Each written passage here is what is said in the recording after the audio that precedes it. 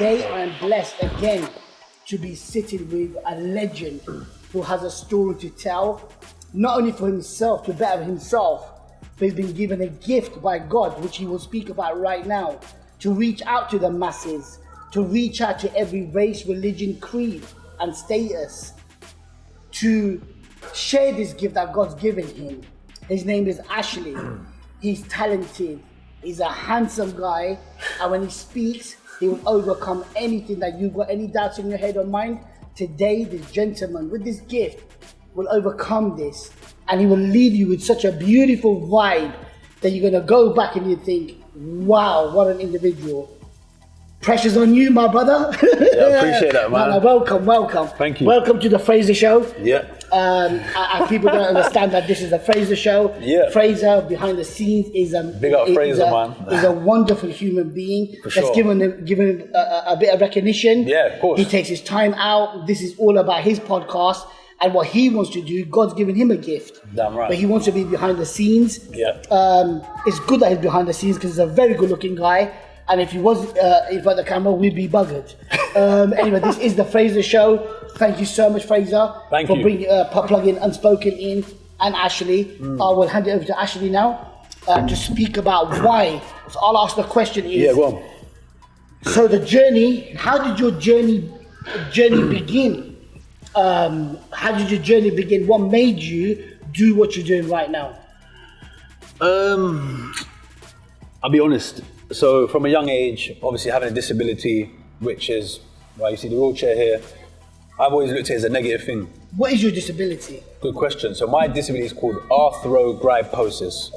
That's the smart way of it. I just say my legs are dead. Okay. Just being honest. But yeah, so basically how it affects me is from the waist down. So I'm not paralyzed or nothing like that, but I don't have enough muscles in my legs like say you do or Fraser will have to be able to walk full time. So all the way through my childhood life, I used to wear leg braces. I don't know if you, Fraser, you've seen Forrest Gump? Yes, yeah. Cool. So what he wore in his legs, I wore exactly those until the age of, I think, 11 or 12. And when I started secondary school, they had like a more of a advanced pair. So what that allowed me to do is wear any footwear I wanted to, where previously I couldn't. So anyway, as time went on, I always kind of had a negative attitude about my disability, but I'm such a bubbly, jokey kind of person that I kind of knew how to cover it. So you see me laughing, cracking joke and whatever else, but deep down I didn't really like my situation. But because I was on a level, because my mom kind of raised me quite advanced, so like that, I kind of already knew that I can't really do much about it.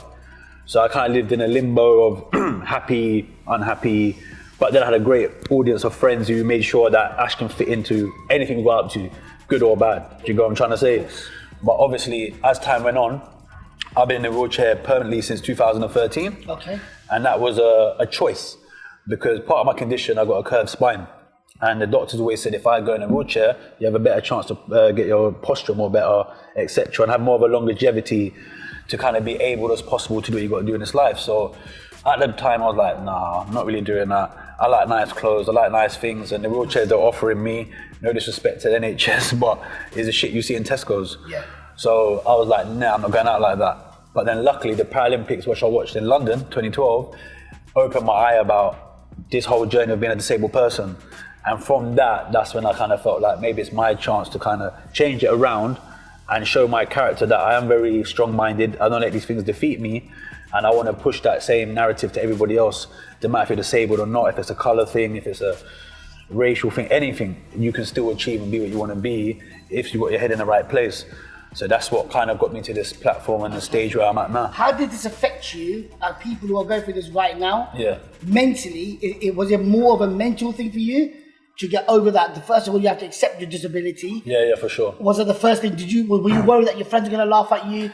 Did you lose any friends? Did your family laugh at you? Yeah, do you know what? I got all right with it. I never had, I didn't lose any friends. I think what it was, I came from an area where single parent background, mum's always at work. And a lot of us had that. So we was all hanging about on the roads, playing around, doing what boys do, whatever. And they was always amazed how I always find a way to fit in, to do whatever we're doing. So if you're gonna use a pedal bike and go over ramps, I'm using my wheelchair, flying over ramps. Wow. Broke mini wheelchairs and whatever else. But so as I got older, I kind of built like a respect with people from my area.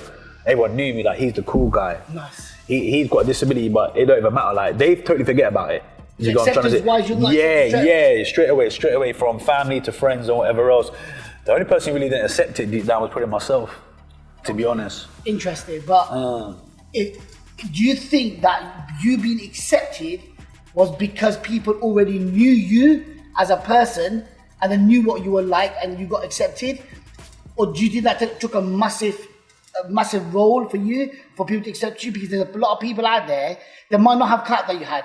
Yeah. They might not have people that supported you from before. For sure. What advice would you give to these people that are in the same situation Yeah. but have not been accepted? What would you say to them? I just tell them always, first and foremost, you have to accept yourself, because that's all that matters at the end of the day. That's how my attitude is anyway. If you accept it or don't, or anyone else here doesn't matter. That's not going to affect my journey unless I allow it to.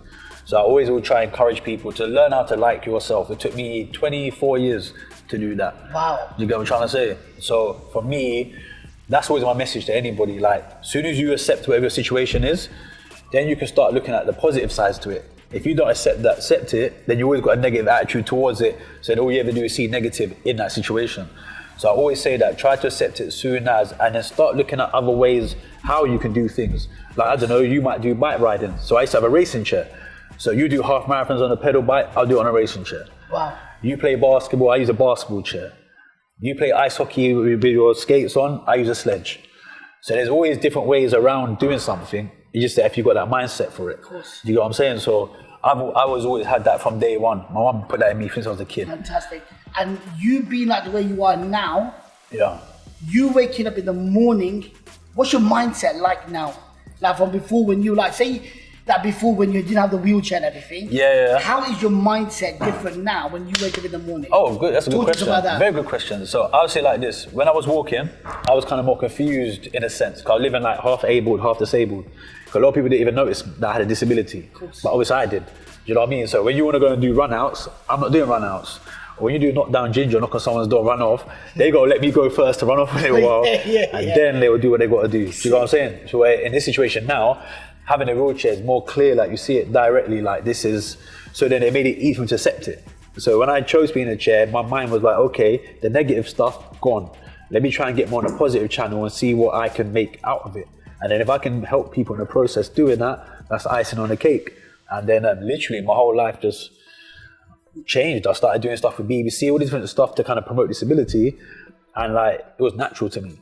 But the weirdest thing I still struggle with up to now is that, even doing this right now, is that if 100 people say, wow, that was great, or he's special, or whatever it is, I'm like, I don't feel like that though. I'm just doing what I've got to do. God bless You you. know what I'm trying to say? Do you think that you having a disability, do you get a lot of people that this feel sorry factor? Oh, he's disabled, so let him go to the front of the queue. Yeah. Or do you feel like that you feel sometimes that it's not right, or do you think, okay, because I've got a disability, I like it? I'll be real with you.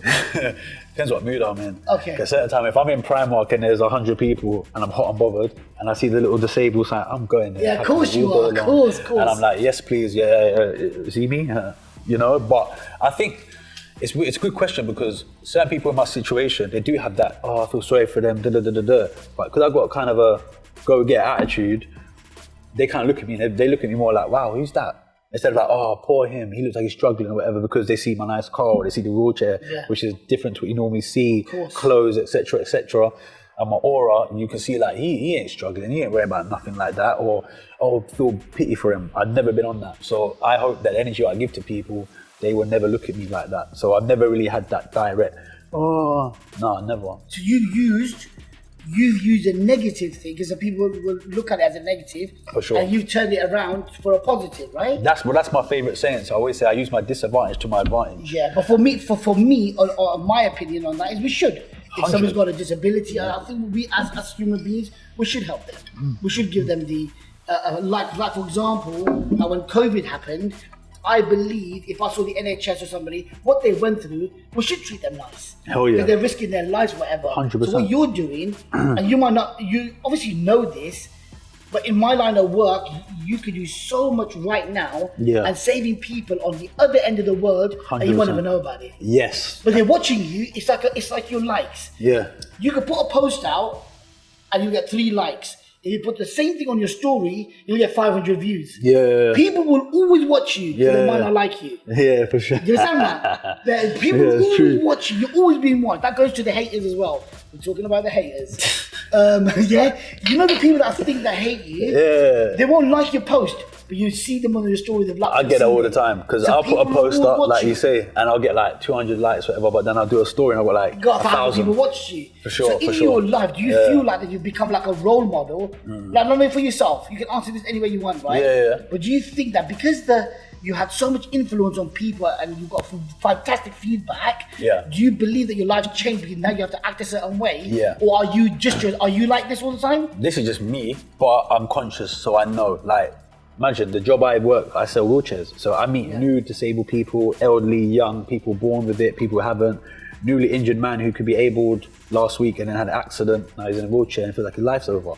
So I get such a satisfaction because I know when they see me, they say, oh. And that's what always happens. So I'm sure I know that people look up to me and think, okay, well, especially the youngsters. And that's what I'm very passionate about, is working with kids. And for me, it's never all about just disability. It's just people who have self-doubt issues in general. Because you could be someone who's talented, who could be the greatest doctor, but he's never had no self-belief, and then you throw it down the drain. I hope you watch me and think, you know what? I'm motivated by watching him, or I'm inspired by him.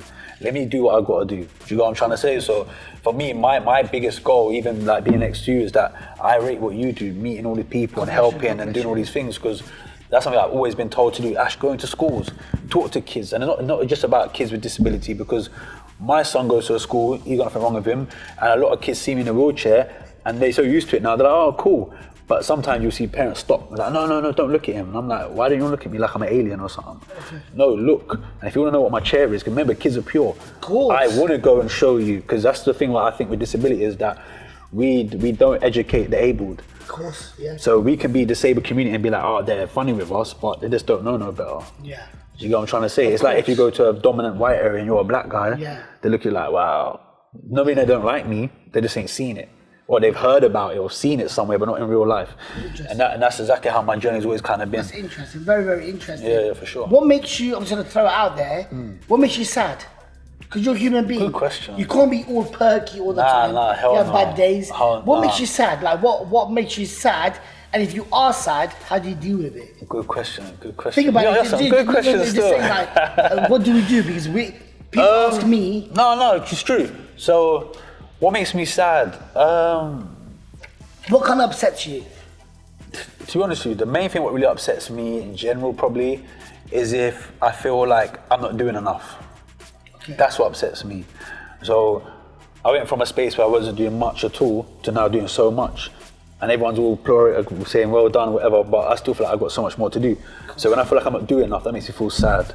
Or when I feel like my own people who should support me more had that kind of funny energy towards me because maybe they didn't think I'd be achieving what I said I was going to achieve. Do you get what I'm trying to say? That kind of bittersweet kind of stuff, they're the things that kind of bother me more.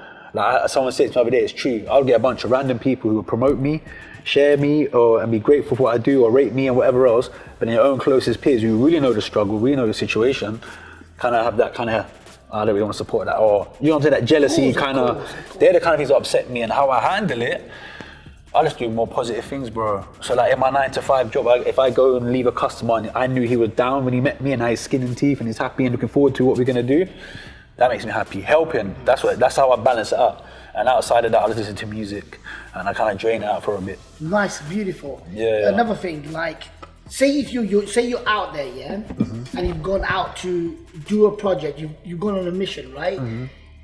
You've done everything that you can, but it's never been accomplished because it's not in your power to change the situation. What do you do? Because that's what makes me sad. Yeah. You know the question? Yeah. If I go and say, for example, a lad, I know he's gonna die. I know there's a lad that's dying. I've done everything in my power to make him happy. Yeah. But I know he's still gonna die. But that's made me sad. It's made me really sad. Yeah, because you feel helpless, right? Because I thought to myself, I could do anything I want. Yeah. But that really hit me. I'm talking about it now again because it's such a powerful project because it's to do with a young lad's life. And for me, I cry sometimes in my prayers. I pray for him and everything. But I know he's only got a year left, right? He might outlive all of us. I don't know. But as the doctors have said this and that. So for me, I was really upset. I spoke to Fraser. I spoke to a few people about it. And generally, in religion, I can't do no more. I've done everything I can. So if anybody's out there gonna watch this podcast, you can't always win. No, you can't. I'm so used to losing that now I'm starting to win. I find it weird. Give me one of your losses. Oh God. Okay, one. I'll give you one like this. I'll give you from different angles of it. Modeling, for example, right? Okay. So I've never been a fan of how I look. We all know that, whatever. And I just get told, you can do this, you can do that. I joined the agency. I ain't gonna say the name because that's peak, but. I didn't really get to much work. And when you really have self-doubt issues, which I used to have, I still do, but I used to have it big. That was a big thing for me to even try and do modeling, right? So when you do one or two jobs, but you see everyone else doing who looks very similar to you, similar bills, similar wheelchair lifestyle, etc., cleaning the floor, getting everything, and you're like, I used to feel like, wow, like, you know, when they're telling you that it's kind of your image, your look is why it's not really working, it's them kind of things make you feel like, But then at the same time, for me, I always kind of use that as like a tool to keep proving that I can do it. Of course. Do you get what I'm saying? So, but that's another one of the angles. I'd say, I don't even know, you know, to be honest with you. But how I kind of navigate everything in life now, we have one life, and like you say, so many people pass away, so many people, I've lost friends, etc. So I just try to make whatever doesn't work, I guess, or don't win, I'll find a way how to win out of it later on. What's that saying? You might lose the battle but win the war? That's how I do it. So like with the modelling thing where they said, oh, you weren't good enough? Okay, I lost that battle. But time went by, jumped back on the ship, shall we say, and tried again. And now I've just done over 40 modelling jobs in 1 year. So I won the war. Of course you get what I'm trying to say? So do you think that you're on in a battle with you and with the world every day? Yeah. Do you think it's getting worse, or do you think that with you being here and what you're doing, that makes a massive difference in what you're doing? Yeah, for sure. I always look like this, innit? Everyone gets knocked down, right? That's just the reality of it. If it's personal, business, whatever.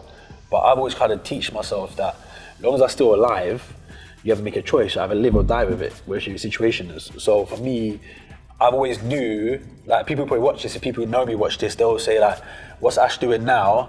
They knew I should have been doing this years ago. Okay. Do you get what I'm trying to say? But again, it's that losing battles or feeling like I'm never gonna win. I was so used to that. I didn't know what winning looked like. Do you get what I'm trying to say? So when you start to get an idea or a taste of what it is, then that's how I changed my mindset to be like, you know what? If I can win, I don't want to be the only one who's winning. I want my son to win, so he sees me and see, okay, I can be whatever I want to be. I want my peers to see that. I want random people who are in a similar boat to me and different aspects of it, because it's a racial thing or a disability thing or whatever it is, but you still can win. Because I feel like a lot of people feel like they don't win. So when you are winning, like I am, I guess, I don't even feel like I'm winning, bro. Yeah. That's some people,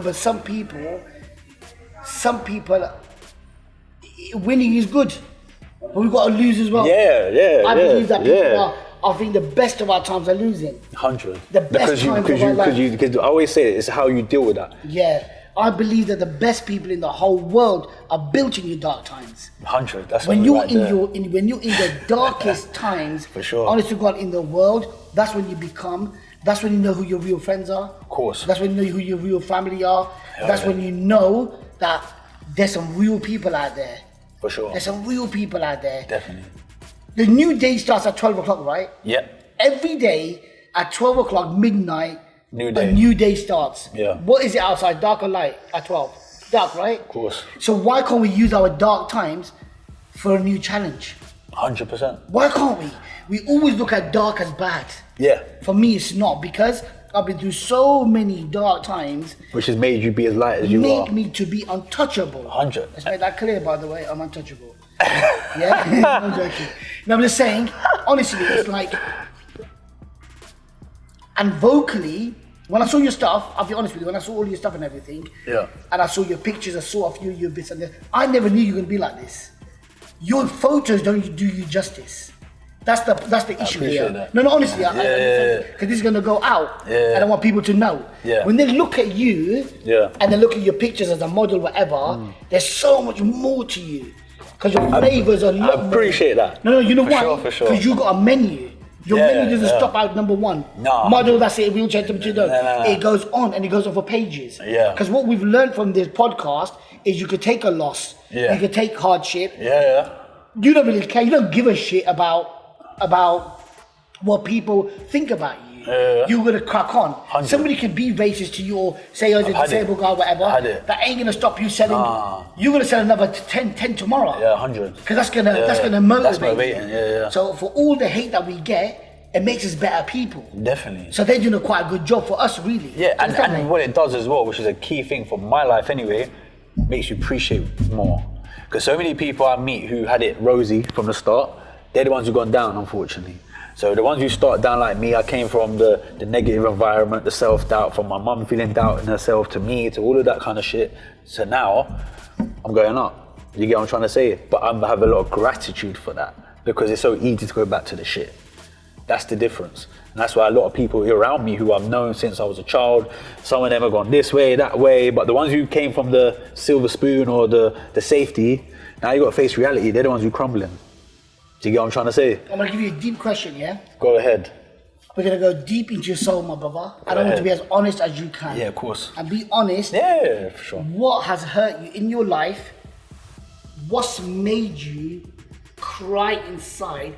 And when were you at the lowest point of your life thinking, fuck this, man, I don't want to be, I've had enough. What is that point? Tell the people, what was your lowest point? Like, that's it, man. I can tell you straight away. I remember it like Be it was honest and be open about what that point was. I remember it like yesterday. Alright, so I'm trying to not give you the long story, but cut a story short. So, as I said before, I wear leg braces, right? I used to wear calipers and walk up and down and whatever else.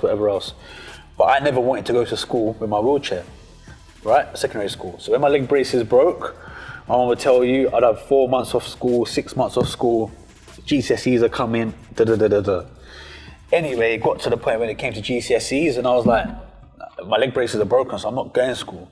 I'm not doing it. So I missed out on a lot of stuff like that. And then, cut a story short, I went to sixth form, which I didn't really want to do, but I was doing it more for my family, my mum and whatever. I kind of feel like I owed her because of all that stuff. And anyway, it went left anyway. And I kind of got left like, oh, well, you fucked up and that's that. And it made me feel like I was worth minus $1 million. You get what I'm trying to say? So I remember it clear, like I had my own room downstairs, and I can't say how long it was, but it felt like a year at least, but it weren't. But I didn't want to get out of my house. And everyone knows me. My house is very known. Everyone knows me from everywhere to want to knock on my door.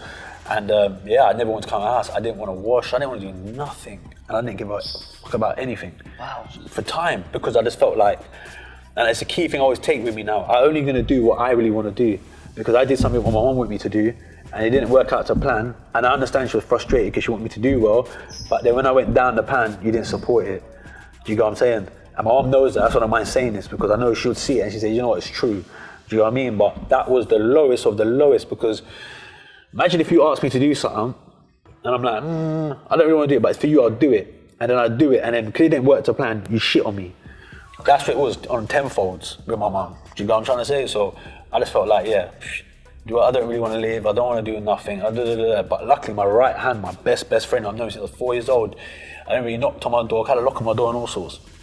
Knocked on my door, he was like, hey, hear what, go and wash yourself, you tramp, get your shit right, come on.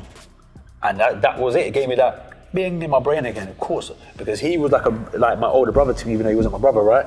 And I looked up to him, he guided me my whole journey to not feel weird or out of place being disabled. He's always been tight like that. So I've had a lot of respect for him. I had more respect for him than I had for my mum or anybody. So when he looked disappointed to see me in a state, I was like, okay, let's tidy it up. But that was definitely one of my lowest for sure. Congratulations on pulling out. Yeah, man. It's a big thing. For people out there who's gonna watch this, you know, it's a learning curve. Of course. Because everybody goes through, everybody sees the glam and the glim, and everybody sees the shine and the bling, but they don't know the shit that you've been through. Nope. You know that to looking at you right now, I think that you have about 10 showers a day. Do you understand? But you've been to a place. It's true though. Yeah, it's true. And he's nice and he smells nice and everything. Yeah. But did I live in the role in the shit? For sure. So people don't know that this man, I'm looking like this right now. Yeah. I never washed for once. What? Do you understand me? Mate, I didn't want to leave the room. So this this is what real talk is about. Of course. Because what we're looking at is the glim and the glam on Insta for 30 seconds. Yeah, and our whole life changes. Thinking you're going to be like this. Nah. But they don't understand that the amount of rubbish, like this place here that we're sitting here right now, David Lloyd's, it's not just a gym. David Lloyd's is not just a gym. Nah. It's a rehab. You're about to say that. People don't understand that this place here, it's a rehab. The managers, the people, the staff, the people. It's a community centre to support I know one people that another. come in here that don't even train. They just want to come and see people. Yeah, that's right. They want to have a little banter. That's right, But because we're blessed. Yeah, because you can have people at home if you ain't got anybody. This is the reason why the Fraser Show happens here. Yeah. I make it here because I want to give back. I want people to know that David Lloyd's is not just your gym. No. It's a community hub. And where people come in here, and honestly, you'll meet all walks of life. Definitely. I'll get away with murder. I believe that. Honestly, but I love them. Yeah, I've been here for so many years. And I meet the most amazing people. There's one sitting there. He's my family. But I would have never known him if I never come here. And people like him, Johnny, they accepted me for who I am. And I tell you something now. That's massive. Bro, That's very you imagine, that in your peak, Muslims are hated all around the world because of the media. True. But somebody goes, oh mate, you want a coffee? Yeah man, I love a coffee. Because they see you. They don't see nothing else but the media tells you. Because he knows who you are. As I said to you before, you can look like a priest or an imam or a vicar. If your heart is toxic and black, you're a shit person. Get out of here. You're a shit person, you're not a good person. But only way we learn, you can fool the whole world. Of course. But you ain't fooling God. Nah. You'll be exposed, man. You'll be exposed. Yeah. So, thank you. Pleasure, for teaching us that we can be in shit, but we come out in the better end. But the journey isn't finished for you. No, not at all. What is the next journey for you right now before we wrap it up? What's the next thing for you? Tell everybody, man. Everything I want to do. Raise your voice. I just want to keep motivating people. Basically get on a certain journey what you're doing. Like I do sports. I've done the modelling. So for me, why I did a lot of modelling and got away with and showing people, because I want other people with disability who think, oh, I can't model, because I used to say I can never model. And then I'm working for brands what I used to go and shopping and still shopping. So obviously you can model. So I just want to show more awareness and expose more it's about image as well. Because like you say, it's not just about being disabled or it's just the stereotype. Me looking like this in a wheelchair, people look at me like, wow. But if I sat all quiet and looked a bit not nice clothes and then, you get the guilt stuff or poor him like you said. But I always say I'm a stand-up guy that sits down. Wow. When I walk past you, you look at me in my eyes like, okay, what's this guy about? Instead of like, you get it. So yeah. Claire, can you come here, please? Can you just look? Claire, come here for 1 second. Ashley, I want you to look into there, and I want you to finish your side off as a message to the masses. Just send out a message to everybody, a positive message. Keep pushing, never quit. And do what makes you happy, and make sure you love yourself before you love anyone else. That's the only way you can do it properly. I mean, I just want to wrap this up by saying thank you. Thank you for being the person that you are. Thank you. Also, thank you for this is a man who's just not a model. There's a lot more to you. Yeah, for sure. And I mean this. Yeah, no, I appreciate when people that. see your social media, they see you as an image, as a handsome man and a model. But you're a giving guy. Try to. You've used your negatives and made it into a positive. 100. You're reaching out to the masses. Yeah. And you've inspired me. I've learned a lot from you. You're vice versa, and I bro. appreciate your company. I appreciate your love. And for doing this under the Fraser Show and stuff. It's Fraser, amazing. man. Thank you very much for Fraser. I would like now to introduce you to one of the most nicest human beings on the planet. She's amazing. I've known her for years. She did hit me in the eye once, but we're going to forget about that. Claire, come. You got to. Come. I just want to thank you. Yes, let's say this. Yeah. Claire, come and sit here for 1 second. Jump through here. Sorry. Can you see your Fraser? Yeah. Sure. Now, I just want everybody to know that this is Claire. Claire is one of the most supportive human beings on the planet. She's been following my journey from day one, from Children of Adam. Anything I've ever wanted, she's always supported me, and this is a time for me. I don't know, I'm getting emotional. Oh.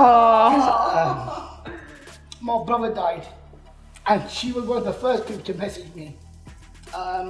Whatever you want to see, come always here for you. We've had so many laughs, but out of this place, it's not a service that you do. This is like a rehab for a lot of people. Yeah, man. So for me, thank you, my brother died, you were there for me. We've had some very, very personal conversations, me and you have, and you've always been there for me, so I say thank you. Oh, you're welcome, Atiq. No, man, it's She's a amazing, wonderful man. woman, and thank you because for letting us use this place. Oh, you're welcome. And for Oh, thank being you, one yeah. of the most nicest human beings. We're not related. We might be anyway, but it has been a whole. I was white 2 days ago, but it's like honestly, you're such a wonderful human being. I don't want the world to know about you. Oh, You're that's really sweet. Thank you so much. Oh, you're welcome. Thank you, Atiq. Thanks for embarrassing me. Yeah, that was dope. Yes. Boy, it's off there.